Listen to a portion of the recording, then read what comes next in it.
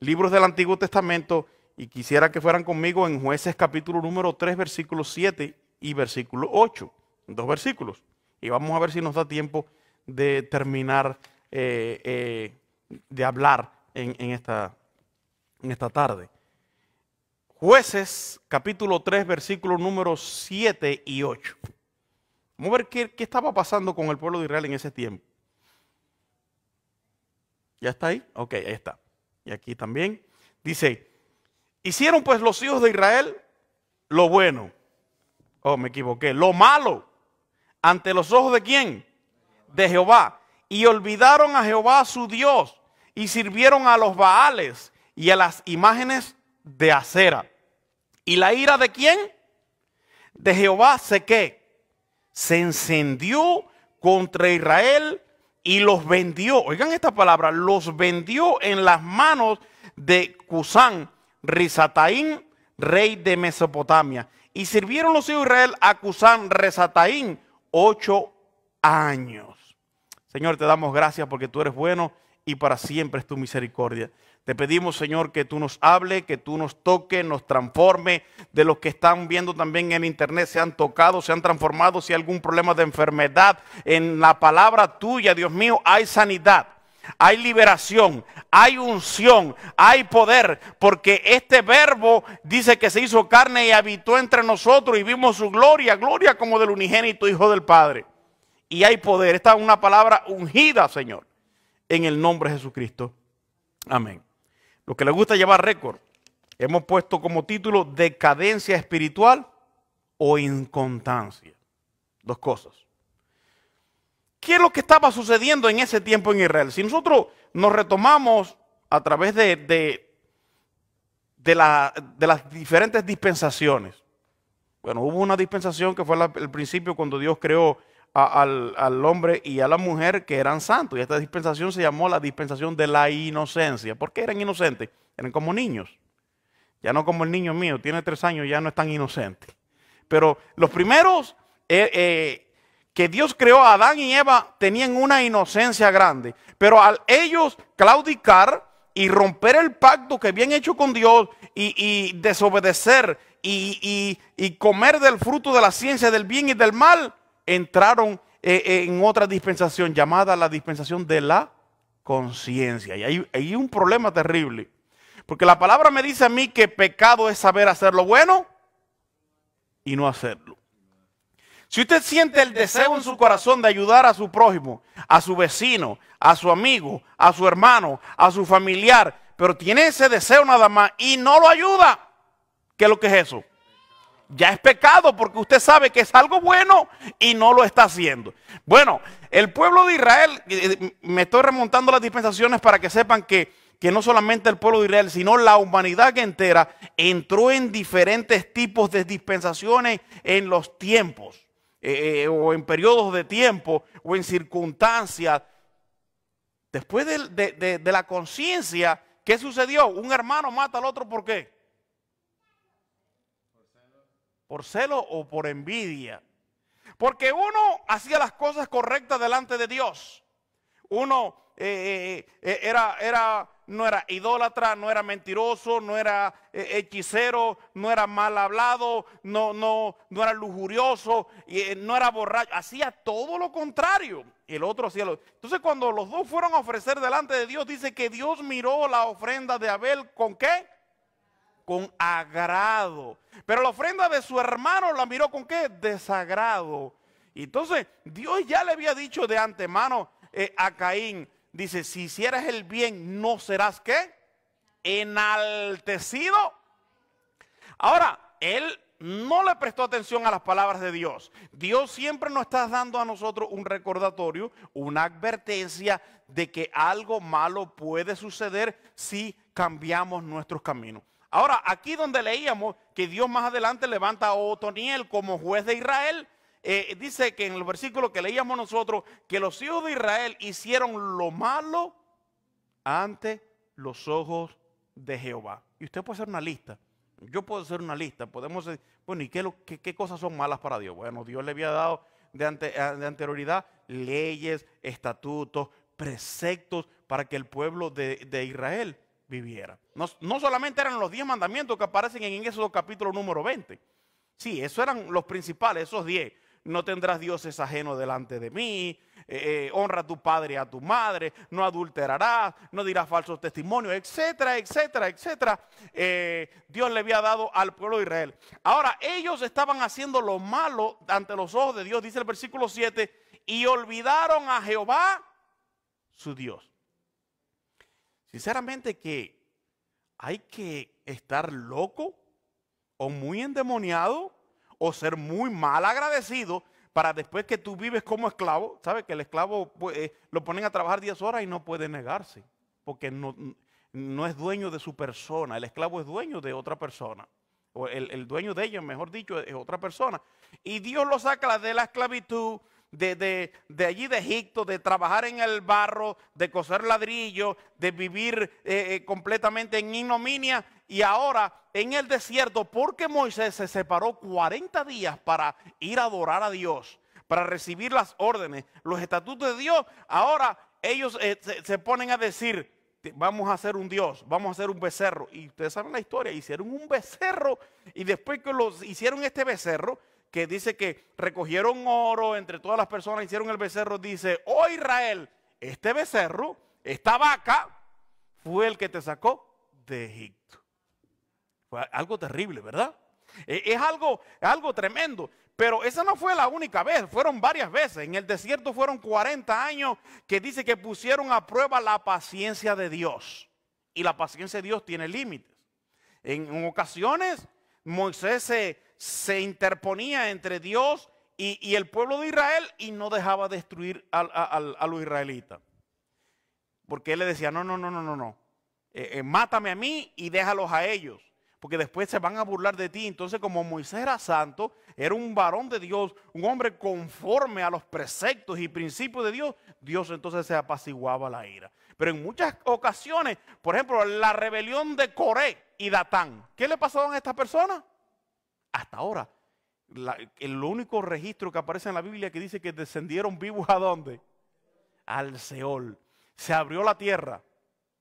Se los tragó con sus animales, sus esposas, sus hijos, sus primos, sus tíos, sus vecinos, con todo lo que tenía. Se abrió la tierra, se los tragó, cayó fuego sobre ellos y se volvió a cerrar la tierra.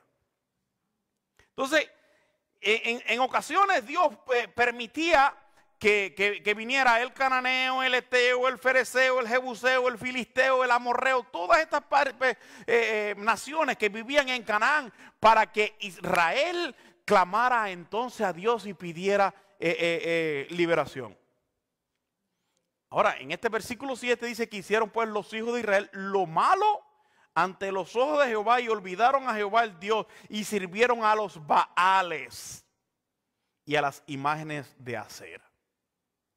Se apartaron completamente de los caminos del Señor para servir a un ídolo mudo. Un ídolo que fue hecho por un hombre, ya sea de barro, de arcilla, de madera, de lo que fuera, de cualquier otro material, para adorar a estas imágenes. Pero dice que Dios entonces se encendió su ira ¿contra quién? Contra los hijos de Israel y los vendió. Oigan esta palabra, los vendió al rey Cusán Resataim, rey de Mesopotamia. Y sirvieron los hijos de Israel a Cusán Resataim 8 años. Qué cosa tremenda. Usted ahora lo lee fácil, 8 años. Un mes terrible, ¿verdad? Yo nunca he estado en la cárcel, que Dios me libre. Y si voy un día será por el evangelio, porque no crean que todo va a ser color de rosa. Va a venir una persecución y si estamos de aquí a allá, muchos de nosotros podemos ir hasta la cárcel. Pero un día en la cárcel es algo feo. Un día como esclavo es algo terrible. Una semana, ellos tuvieron 8 años por la consecuencia de su desobediencia, de olvidar, de abandonar, de dejar los preceptos de Dios. Número 1, la tendencia natural del pueblo de Dios, aún después del avivamiento y la renovación, es otra vez la decadencia. Y vamos a ver qué es lo que dice, según el diccionario de la lengua española, qué quiere decir inconstante. Dice inconstante, persona que carece de voluntad firme o propia, que no tiene constancia. Yo me recuerdo cuando yo era niño, yo veía un dibujo animado, unos monos que daban en la televisión y nunca se me va a olvidar, y era niño, y decía, esos muñequitos decían, el niño que lo deja todo a la mitad. Lo dejaba todo a la mitad.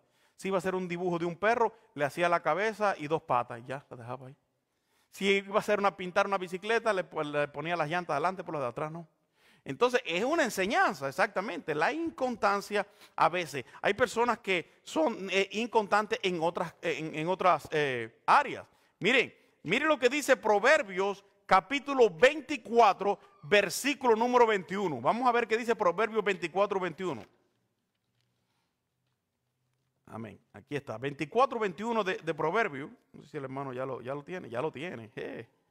Gloria a Dios. Dice, tema a Jehová, hijo mío, y al rey. No te entrometas con los veleidosos. Pero oye lo que dice esta es la versión mía. Que tiene unas hojas un poco finas, se pegan. 24, 21. Dice de esta forma. Teme a Jehová, hijo mío, y al rey, y no te entremetas con los veleidosos o pleitosos o aquellas personas que son inconstantes. Y vamos a ver qué dice también Efesios 4:14. Efesios 4:14 en el Nuevo Testamento. ¿No? Dice, que ya no seáis niños fluctuantes llevados por donde quiera de todo viento de doctrina, por estratagema de hombres que para engañar emplean con astucia los artificios del error. La Reina Valera del 60 dice niño fluctuante, llevado por donde quiera. Entonces a un niño tú lo puedes engañar, le enseñas, le dices un cuento y lo cree, una anécdota, cualquier cosa lo va a creer porque es un niño, pero ya cuando uno crece ya uno no cree en estas cosas. Y así muchas personas, veníamos hoy hablando de eso, que hay personas que tienen una estampa o de un elefante puesto al revés para atrás en la puerta porque dice que eso le va a traer dinero. ¿No lo han oído esas personas? Otros se echan una cabeza de ajo o un diente de ajo en el bolsillo porque dice que le trae suerte. Otros se ponen una tira roja. He visto hasta en el noticiero de la televisión muchos periodistas con esa cosita, ¿no? Para el niño que no me le hagan el mal del ojo. Entonces, son cosas en realidad que desvían a aquellas personas.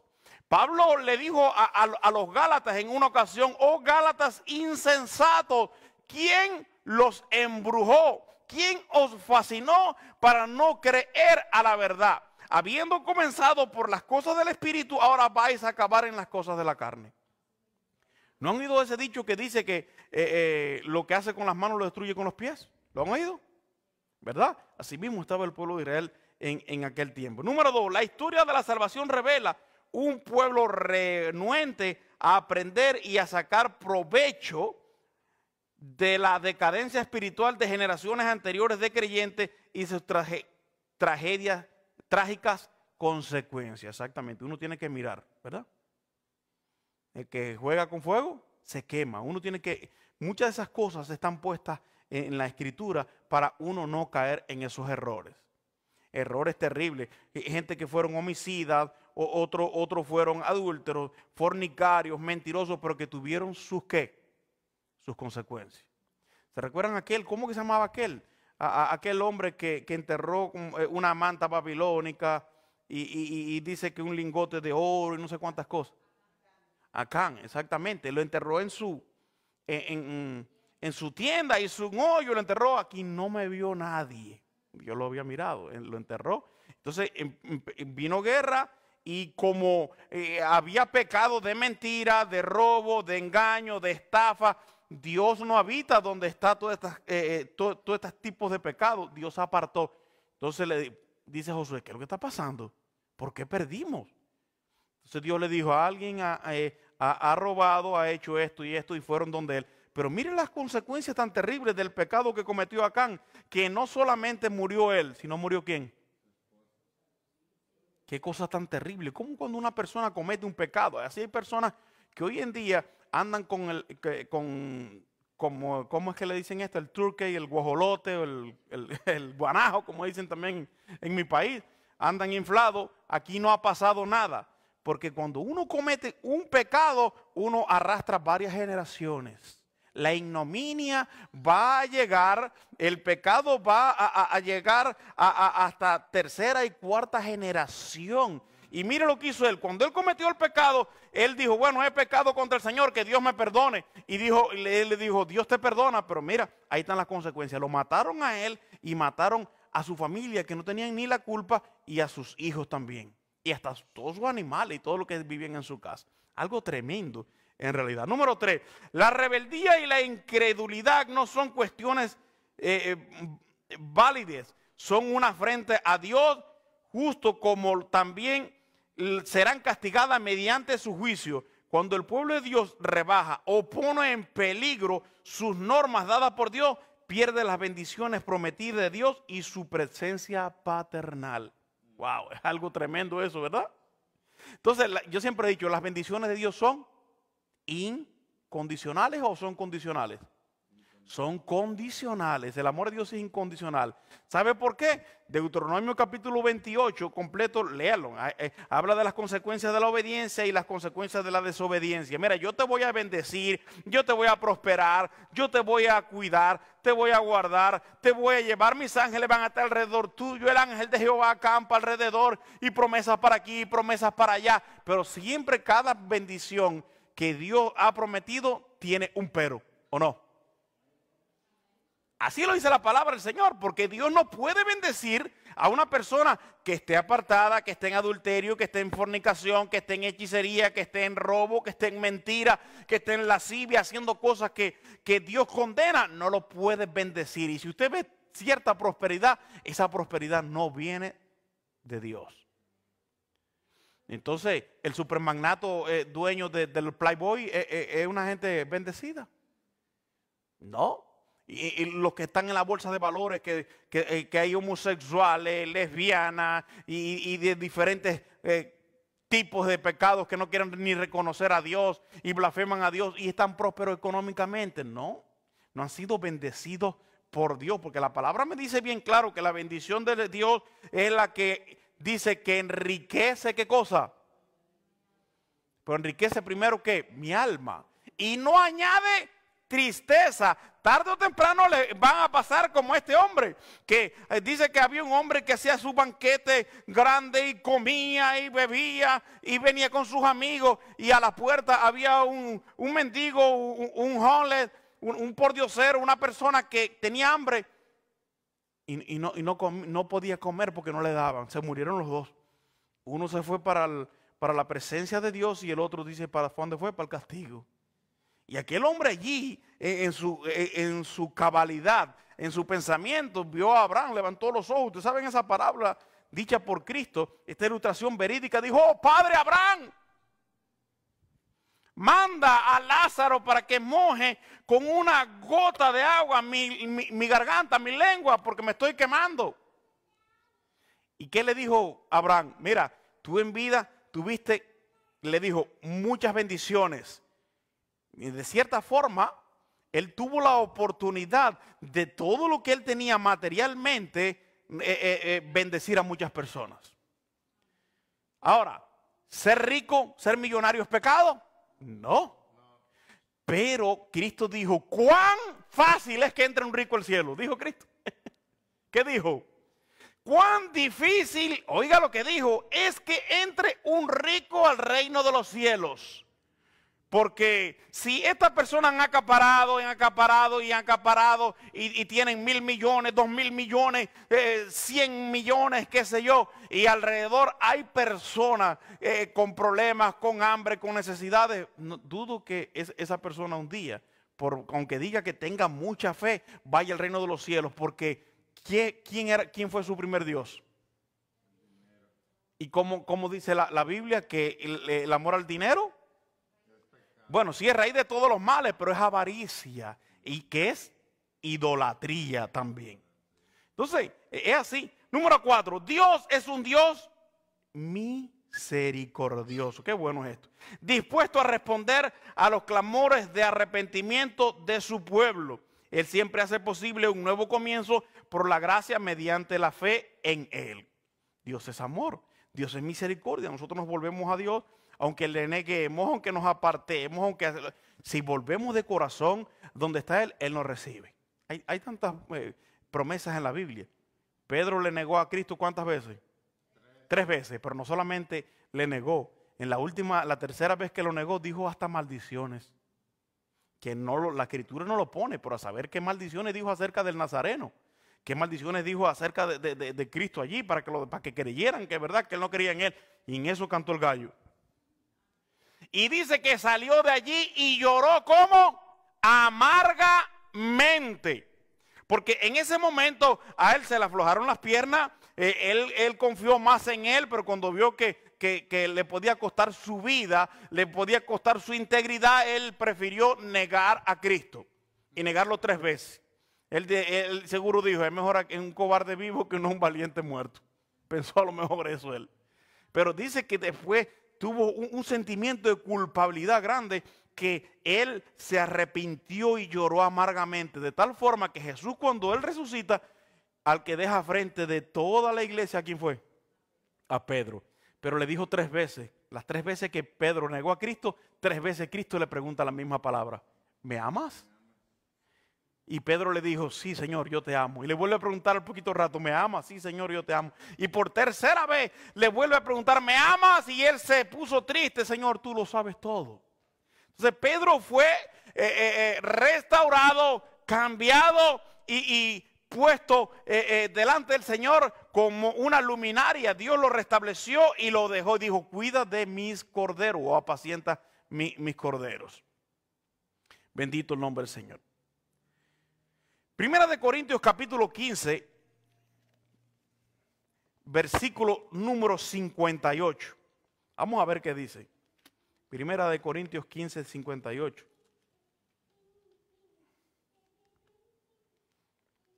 Gloria a Dios. Oye, el hermano lo tiene ahí. Amén. Dice, así que hermanos míos, amados, están firmes con, ¿qué cosa? Constantes, creciendo en la obra del Señor siempre, sabiendo que nuestro trabajo en el Señor no es en vano. Pero está hablando de constancia. Yo siempre lo he dicho. Hay personas que usted ve que se convierten y a la semana de convertido, porque tienen un deseo grande, un fervor, tienen ese primer amor que se come en el mundo, y tú lo ves a la semana con un maletín o con una mochila. ¿Para dónde va? Voy para las naciones a predicar. Siéntate primero y aprende doctrina, aprende Biblia, busca de Dios. Sí, hay que predicar y hay que decir la palabra del Señor, pero es de constancia, como dice Pablo. Un escalón, 2 escalones y así, y vamos subiendo. Y hay días que nosotros no subimos ninguno, pero ahí nos quedamos, no bajamos. Porque Pablo también dijo, corramos la carrera con paciencia. Hay veces que uno se impaciente y tiene el deseo que esto sea así, como aquí en Norteamérica y los países desarrollados se vive una vida tan ajetreada que todo es a forma de microwave. Sopa marucha, la pones ahí, le echas un poco de agua, ya está hecha. O si no, pasa por el drive-thru de McDonald's o Burger King y dámelo acá.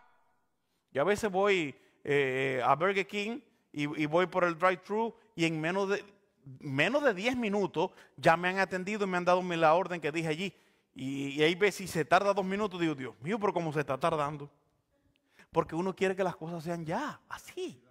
Pero la constancia quiere decir día a día, momento a momento, de noche, mañana, hasta que nosotros tengamos que ir a la presencia del Señor, hasta que no venga Jesucristo o uno tenga que morirse, todos los días debe de ser así. Al principio, mi suegra leía la palabra en Efesios capítulo 6, versículo 10, para comenzar el culto, donde decía, por lo demás, hermanos míos, fortaleceos en el Señor y en el poder de su fuerza, porque no tenemos lucha contra ¿quién? contra sangre ni carne, sino contra potestades, principados, gobernadores de la tiniebla, etcétera, etcétera. Ustedes saben esta parte.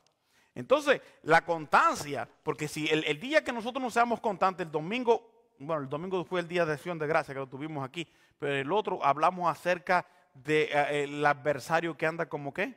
Como león rugiente, buscando a quien devorar. Y anda alrededor, está alrededor de tu casa, alrededor de tus hijos, alrededor de tu familia, alrededor de tu trabajo, de tu carro, vecindario, donde quiera que tú vas. Ahora cuando iba a buscar a mi papá a la casa, estoy parado en el stop y una señora pasó como que no se dio cuenta nada. Yo digo, mira, menos mal que yo no andaba muy apurado, pero se llevó el stop. Si me hubiera tirado, chocamos ahí mismo. Porque las personas andan como locos, andan, ¿verdad? Entonces, no, hay que tener paciencia y hay que manejar amistosamente. En la carretera usted ve que dice drive it, friendly, right? Que tiene que dejar, si el otro quiere irse, que se vaya a la otra persona. A mí me gusta salir siempre cuando voy de lejos 1 o 2 horas antes. Uno no sabe lo que puede pasar en el camino. Efesios, no, ya le vimos Efesios. Vamos a ver ahora Santiago 1, versículo número 8. Y ese casi no lo sabemos todo. Santiago 1, 8.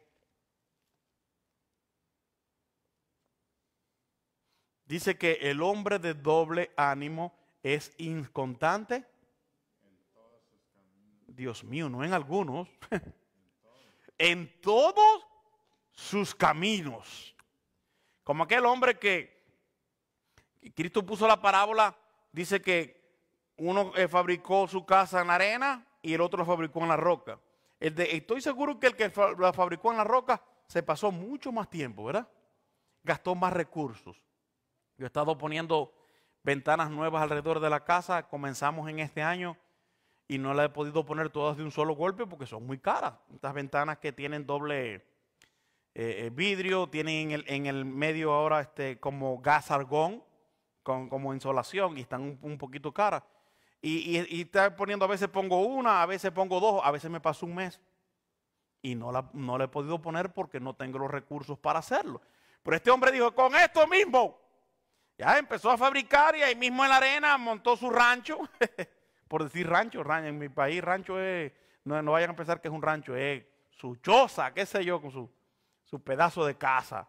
Y allí dice que vinieron ríos y vinieron vientos y la casa se cayó. Pero el otro que la firmó, ¿dónde? En la roca, que fue a los cimientos, que le hizo zapata, que se tardó, que fue detallista, que le pagó a los inspectores del CIRI para que vieran a ver si estaba bien o mal. Porque hay gente que se quieren meter a ser electricista y yo sí no me metería en eso. Y se meten, yo soy electricista, y usted ve que tiran un cable de luz, en vez de meterlo por dentro de la pared, lo ponen por fuera y lo ponen con tape. Y no. Entonces, sí, se están ahorrando el dinero, el trabajo de pagarle, pero después vienen las consecuencias entonces. Vienen consecuencias.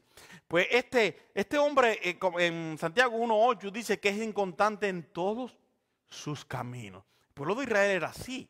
El pueblo de Israel, en una ocasión, Elías dice que los convocó a todos en el monte Carmelo. Y le dijo al rey Acab, reúneme a todo Israel en el monte Carmelo.